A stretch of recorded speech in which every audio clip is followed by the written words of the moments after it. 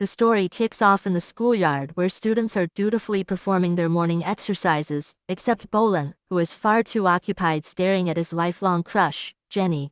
His gaze clings to her as if gravity itself is assisting him, and even his best friend keeps signaling him to stop before he does something foolish.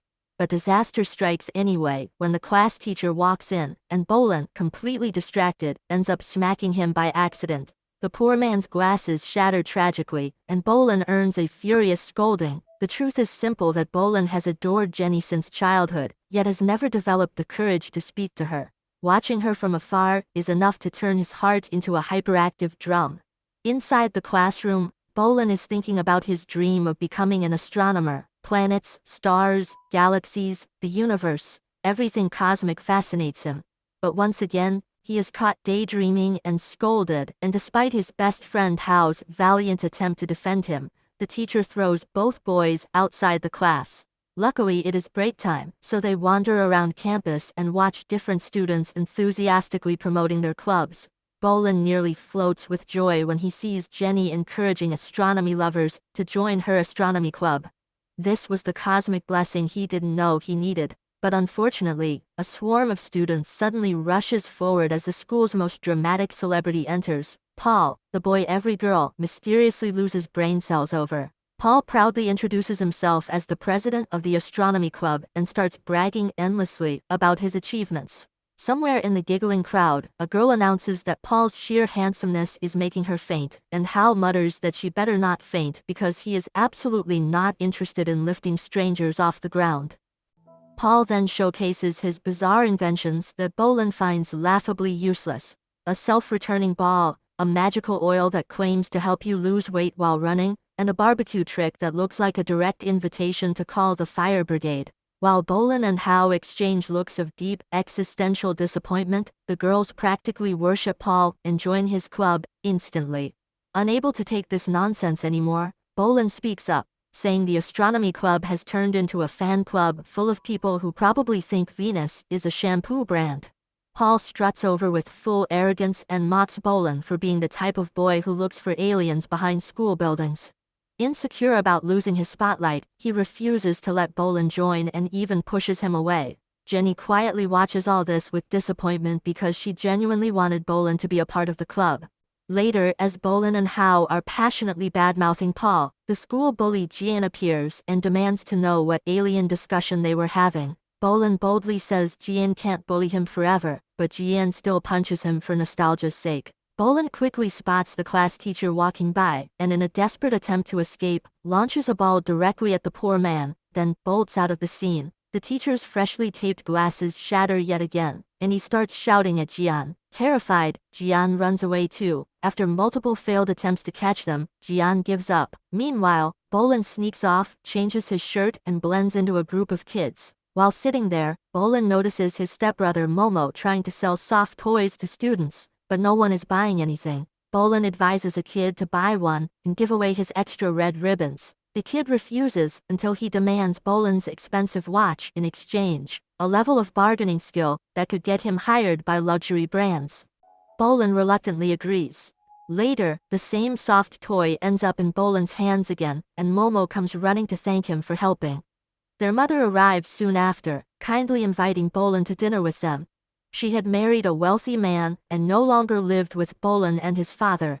Before Bolin can answer, his father storms in, declaring that Bolin will not go with them, because he already plans to take him to an even more expensive restaurant, one of those fatherly lies powered entirely by ego.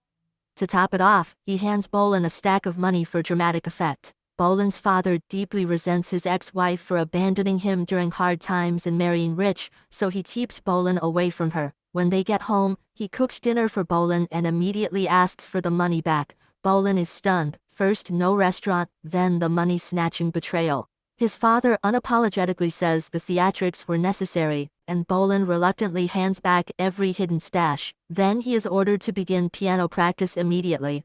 Bolin's father dreams of turning him into a famous pianist, while Bolin's real passion is astronomy. Their daily arguments are practically a household tradition. Furious, Bolin retreats to his room and angrily vandalizes his father's photo before calming down and beginning his piano practice. Suddenly, a strange glow appears at the window, reflecting in the soft toy's eyes. A bizarre sound echoes through the room as if something has entered.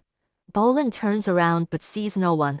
When he turns back, the soft toy is standing upright, looking at him and casually greeting him. Bolin screams and attacks the toy as if it were a miniature demon. When his father rushes in, Bolin tells him the toy can move and talk. His father listens calmly, then proceeds to beat the poor toy mercilessly, displaying every fighting move he learned from movies. He proudly tells Bolin to call the police because he has captured the intruder. Bolin now realizes his father simply thinks he is faking everything to avoid piano practice and mocking him, so after scolding him again, his father leaves. The moment the door closes, the toy moves again. Bolin nearly collapses in fear and decides the only logical solution is to destroy the toy. But the toy is unexpectedly agile and dodges every attack. Bolin turns the room into a disaster zone, yet the tiny panda survives every attempt. Now angry, the toy starts chasing Bolin, who runs for his life. Bolin's father stormed into the room just as the furious panda toy was about to attack, and immediately launched into another round of scolding. He warned Bolin that if he didn't begin piano practice within 10 seconds, the consequences would be unpleasant. Bolin stood there panicking until the panda casually hopped onto the piano stool and started playing flawless music. Bolin's eyes widened in disbelief, while his father, convinced his son was finally improving, calmed down with the satisfied smile of a man who believed his parenting was working. Bolin, however, was left wondering whether he was hallucinating or whether this creature was genuinely trying to help him. Moments later, the panda lifted several objects into the air with an effortless magical gesture, clearly attempting to impress Bolin and prove that it meant no harm. In fact, it simply wanted to be his friend. And strangely enough, Bolin began to enjoy this surreal spectacle. The entire room filled with music while books, pencils and even his socks floated like they were performing a ballet. When everything finally settled, Bolin tried speaking to the panda, who revealed quite casually that it had come from a planet called Alpha 18. It explained that it could not appear in its true form and required an earthly object to serve as a temporary body. It also mentioned with almost academic pride that it could speak every language on Earth. Bolin, stunned, asked if that meant it was an alien, and the panda responded that Bolin could call it that, though from its perspective, Bolin was just as alien. Bolin practically glowed with excitement. He had wanted to meet an extraterrestrial all his life. The creature then added that it had come for Bolin specifically to protect him from anyone who troubled him or distracted him from his dreams. When Bolin asked its real name, the alien recited something so absurdly long and unpronounceable that Bolin immediately declared he would call it Mozart. The alien clearly believed the name lacked artistic depth, but accepted it anyway. To entertain him further, Mozart created a floating pathway out of Bolin's books, forming a magical bridge that led into a shimmering portal. Though terrified, Bolin stepped onto it. Everything was breathtaking until Bolin impulsively grabbed a strange antenna-like piece sticking out of Mozart's head. The bridge shattered instantly, sending Bolin plummeting, but Mozart caught him mid-fall and sternly forbade him from ever touching that part again. Later that night, after Bolin finally collapsed asleep, Mozart stood by the window and initiated Phase 1 of its secret mission. It had exactly 2 months to complete it. The next morning, Bolin frantically searched for him, eventually finding him squeezed inside the cupboard. Bolin begged him not to wander outside while he was at school, but Mozart rejected every instruction with the rebellious confidence of someone who had never been grounded in his life.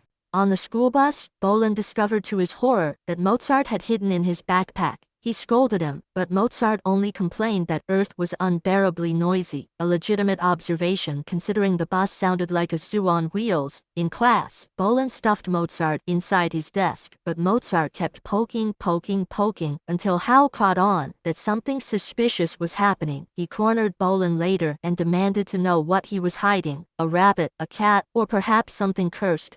Realizing Hal would never leave him alone, Bolin finally revealed Mozart. Unfortunately, Mozart chose that exact moment to stay perfectly still, leading Hal to believe Bolin had lost his mind. Hal angrily tossed the panda aside, and the moment Mozart twitched, Hal let out a scream so intense that Bolin briefly considered shielding him with a helmet. Bolin explained that Mozart truly was an alien. Their conversation was cut short when Jian appeared and demanded an explanation.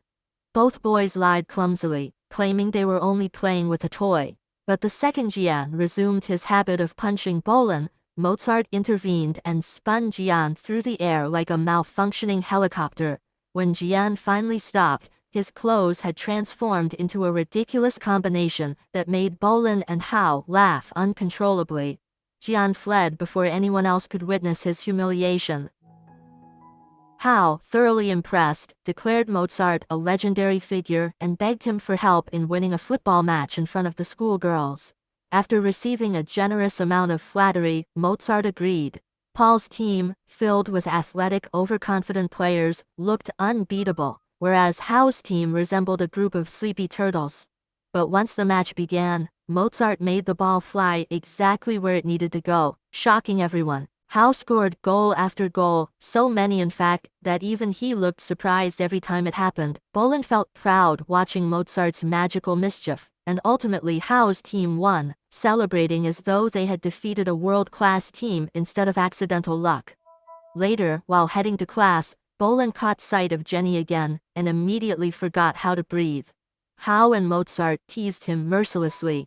Meanwhile, Paul strutted over to Jenny and handed her flowers, which made Bolin's jealousy ignite like a rocket engine. Bolin quietly ordered Mozart to teach Paul a lesson. Mozart obeyed with flair, blowing off Paul's wig, making him fall, and even snatching his belt in front of everyone. Jenny burst into laughter, while Paul ran away in utter shame. The trio laughed, unaware that Jenny had spotted them. When they were proudly discussing how brilliantly Mozart had humbled Paul, Jenny confronted them and asked whether the toy truly possessed supernatural abilities because she had seen it moving on its own. Hao tried to deny it, but when she refused to believe him, the boys finally revealed the truth. Jenny became delighted, enchanted by Mozart's abilities. Meanwhile, Jian had joined a bizarre alien investigation association, a group of overly imaginative people convinced that aliens exist and will one day take them to another planet. Their leader, Sha, called herself the ruler of space, convincing her followers she could guide them to another world. But in reality, she was just scamming gullible people with cosmic storytelling. Later, Bolin, Hao, Jenny, and Mozart visited a massive water tank. Jenny expressed her wish to see the view from the top. Mozart happily created stone steps, and the four climbed up and admired the breathtaking scenery. Bolin felt genuinely happy. He had finally become close to the girl he'd adored for so long. At home, Bolin's father suddenly froze. Someone was playing exceptionally beautiful music. Curious, he opened the window and saw Bolin sitting by his side. Naturally, he assumed that Bolin had finally unlocked some hidden musical genius.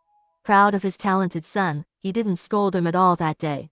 When night fell, Mozart once again contacted his planet, reporting confidently that the mission was progressing smoothly. His actual goal was simple, yet enormous. He needed to push Bolin toward astronomy, because in the future, Bolin would accomplish something so monumental that it would benefit both Earth and Mozart's home world. But since Bolin's father was actively blocking Bolin from becoming an astronomer, Mozart made a drastic decision. He thought that the simplest solution was to remove Bolin's father from the equation entirely. In other words, kill him.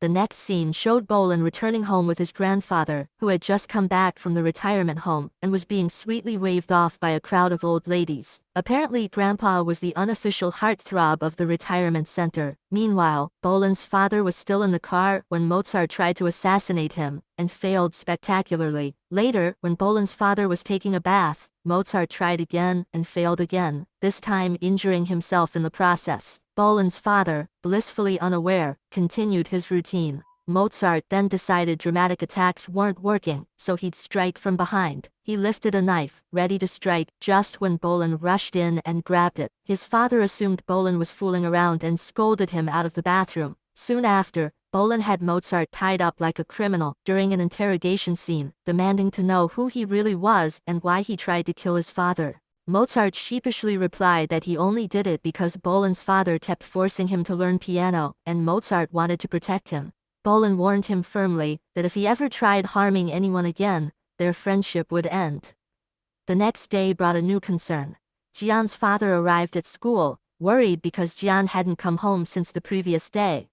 A student explained that Jian had been secretly attending meetings of an Alien Believer Association. Jian's father then admitted that everything was his fault. When Jian was 5 and lost his mother, the father had lied and told him she had traveled to another planet and would return one day. Ever since, Jian had been obsessed with aliens and space. Bolin overheard this and suddenly understood why Jian always asked him alien-related questions. Determined to help, Bolin, Hao and Jenny decided they would find Jian.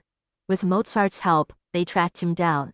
He was sitting dangerously high up on a structure, convinced that his mother would descend from the sky to take him away because it was his birthday. Bolin panicked and begged Mozart to do something before Jian fell. Mozart appeared in front of Jian dressed as a superhero because he had no idea how humans perceived aliens and assumed capes were mandatory. Mozart told Jian that he was an alien sent by Jian's mother. Jian's eyes lit up with hope as he asked Mozart to take him to her. Mozart gently explained that Jian's mother was busy with an important mission helping aliens, so she couldn't return yet. Jian became emotional, imagining his mother as a cosmic superhero saving galaxies. Just as he agreed to wait a few more years, he suddenly lost balance and slipped. Mozart caught him in time, saving his life. Unbeknownst to them, the entire rescue was recorded by members of the Alien Association, who were stunned to see a real extraterrestrial. After bringing Jian safely down, Bolin called his father, who was overcome with relief seeing Jian unharmed. Meanwhile, the association members rushed to Sha, their self-appointed space leader, and showed her the footage. She was stunned and immediately ordered her people to capture the alien and gather information about the children. The next day, Bolin's father invited a renowned piano master home to test Bolin's skill. Bolin panicked as Mozart couldn't help him now and he hadn't practiced in ages. His performance was terrible. His father looked devastated, the master left in anger, and Bolin was scolded yet again. Their argument escalated into the usual clash, Bolin wanting to be an astronomer, and his father refusing to accept it. Finally, his father made a deal. If Bolin could qualify for the finals of an upcoming piano competition, he would never force him to play piano again, and would let him choose astronomy. Bolin agreed instantly, except he still didn't actually know how to play. Mozart then took him outside and gave him an obolinja glowing orb. The moment Bolin swallowed it, every sound around him became painfully loud. At first he panicked, overwhelmed, but soon he learned to control his hearing. He began to enjoy it as he could hear every tiny detail, every vibration, every note. With his new heightened senses, he started practicing piano again and slowly began to excel. His performances became phenomenal. Judges praised him endlessly. Bolin started gaining fame. His name even appeared in newspapers. His father felt proud for the first time in a long while. Eventually, Bolin secured his place in the finals. He wasn't just playing music anymore. He was expressing his soul, showing unique styles the judges had never seen. Bolin finally reminded his father of their deal, but his father cleverly twisted the conversation, convincing Bolin that backing out now would be foolish and that winning the competition would fulfill his lifelong dreams. Bolin reluctantly agreed and stepped onto the stage for the finals. The hall was filled with people cheering for him. Instead of playing the piece his father had demanded, Bolin played a completely original composition from his heart. His music echoed with freedom, rebellion, and self-discovery. Between the performance, we saw glimpses of his father's life, years of struggle, sacrifice, and the desire to give Bolin a better future. When Bolin finished, the audience was stunned and deeply moved. The judges finally declared Bolin the winner, a moment that sent his father into a state of triumphant delight so intense he looked ready to adopt the trophy as his second child. Bolin received the award, and when his father held it, his grin stretched even wider. His mother was present too, expressing her pride before leaving, and soon, Bolin was with his friends when Jenny quietly revealed a heartbreaking truth, as she would be moving away soon, due to her father's transfer, a revelation that shattered Bolin's heart, even though he pretended to be unfazed, giving her a forced smile before slipping away. Later, his grandfather gifted him a telescope to celebrate his victory, and his father handed him an astronomy book he had always wanted, though the gesture carried a hidden motive, as his father immediately began pressuring him to join a music academy. Bolan's anger rose because he remembered the promise his father had made that if he won the competition, he would never be forced to play piano again, and could follow his dream of becoming an astronomer. But his father broke that promise without hesitation, leading to a heated argument since his father never truly cared about Bolan's own dreams. Frustrated, Bolan retreated to his room and asked Mozart to take him away, unable to stay there anymore, and Mozart agreed, forming another magical bridge from the books so they could leave. They picked up Hal on the way, who happily agreed to join them, and then visited Jenny, telling her she should see the entire city with them before she left. She agreed, though the place she most wanted to visit was too far to reach on foot, so Mozart lifted a boat into the air, shocking everyone who witnessed it, and the three of them climbed aboard as the boat drifted upward. The con artist Shaw and her cronies saw the floating boat and decided to follow it. From above, the city looked breathtaking, making them all ecstatic. People below stared in disbelief while Bolan, Hal, and Jenny waved cheerfully like celebrities on an accidental sky tour. When they paused at a scenic spot to look at the stars, Mozart brought the constellations even closer and formed various shapes out of them, mesmerizing the trio so much that they began shouting Mozart's name in admiration. Watching from afar, Shaw plotted that capturing this alien and forcing him to perform star shows could make her richer than her imagination. But Mozart had exhausted too much power and began weakening, telling them he would return them home the next morning. Exhausted, the group rested together, and Bolan requested a story, prompting Mozart to reveal the real reason he came, that 60 years in the future, humans would contact aliens. Bolan himself would become the astronomer responsible for connecting Earth with Alpha 18. Together, both planets would create a third, powerful world where humans and aliens could live side by side, a vision only possible if Bolan pursued astronomy instead of being coerced into piano. Unfortunately, Mozart only had a few hours left on Earth, though he assumed Bolan heard everything, the irony being that Bolan had fallen asleep halfway, proving once again that the universe really does have a sense of humor. Mozart then tried giving Bolan his watch, but heard an enchanting melody, followed it, and was suddenly captured by Shaw. The next morning, Bolan heard his father's voice and discovered that the parents, with police help, had located the missing kids. Everyone was relieved, but the moment Bolan realized Mozart was gone, he panicked and called his name desperately. Back in his room, he stared at the watch and remembered Mozart's words, including the fact that Mozart had only 7 hours left before disappearing forever, so Bolan told his father he had to find him. His father initially thought Bolan had lost his mind chasing a toy, but then slowly pieced together all the earlier incidents, realizing that the toy had truly been alive. Meanwhile, Jenny, who was supposed to leave town with her father while Paul came to say goodbye, overheard the situation and refused to leave, joining the mission to find Mozart. Bolan and Hal approached Gian for help, revealing that the alien Gian met that night was in danger and needed to be rescued. Gian was startled that they also knew the alien, but before he could process anything, Bolan's ears began ringing painfully as Mozart tried contacting him, showing him visions of an alien association torturing Mozart with harsh noises to weaken his powers. Gian quickly realized who those people were, having attended their meetings before, so the three rushed towards Shaw's hideout just as Jenny arrived with Paul's help, turning their mission into a rescue team. Meanwhile, Mozart, still unconscious, was about to be burned, while Shaw convinced her followers that eating alien meat would turn them into aliens themselves, a level of stupidity so high even the universe might have filed a complaint. Bolan and his friends burst in, ready to fight, and after a chaotic clash, their group overpowered Shaw's followers. Shaw realized these kids were not as easy to handle as she expected, so she tried to escape with Mozart, forcing Bolan to chase her. His watch showed time rapidly running out. After a long chase, Shaw's accomplice struck Bolan, and though Bolan tried fighting him, he couldn't overpower the adult, so he grabbed the man's leg and pleaded desperately for Mozart to be returned to him. But that man turned out to be unbelievably vile, and just when it looked like Bolan was losing control of the situation, his father stormed in and began beating the man furiously, demanding to know how he even dared to touch his son, when he himself had never raised a hand on him in his entire life. He then told Bolan that he had tracked him through his mobile and urged him to go to Mozart immediately. Meanwhile, Shaw was telling Mozart with twisted pride that while her two partners wanted to make money off him, She wanted to kill him simply because his existence would stop her from fooling innocent people any further. Bolin arrived just in time and told Shah to stop, and his father followed, apologizing to Bolin with a trembling voice, admitting that he had been a terrible father who never believed his son and kept forcing him away from his real dreams. He promised that he would never again push Bolin into piano, but would instead help him become an astronomer. Bolin was overwhelmed with relief, and all of Bolin's friends rushed in too, and a heated argument broke out among them all, emotions running high. But Shah remained stubborn even in the chaos, and heartlessly hurled Mozart into the fire.